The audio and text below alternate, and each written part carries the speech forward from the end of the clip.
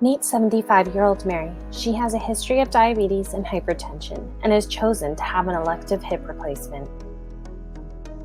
Surgery was a success, but Mary did not tolerate the anesthesia well. She developed an infection and was too disoriented to return home with her spouse.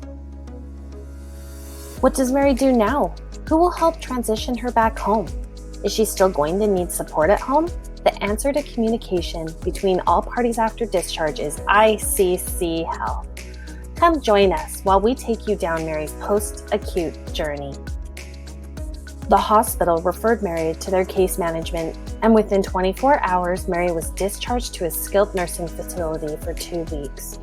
Through a network of care, ICC-Health supported the discharge communication between the hospital, the skilled nursing facility, and additional providers. Within 8 days of arriving at the facility, ICC Prime scheduled her a follow-up appointment with her orthopedic surgeon and an ICC Prime infectious disease physician. Soon, Mary's infection was resolved and her cognitive function status was intact, allowing a safe discharge home.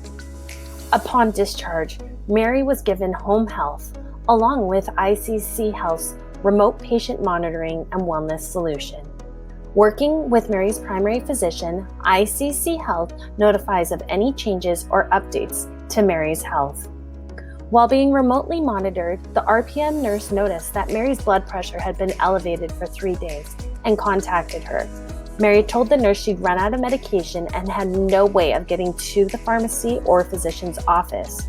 The nurse then coordinated with the home health care and the primary physician and successfully scheduled a telehealth visit with her primary care physician, who was able to order her medication to the pharmacy.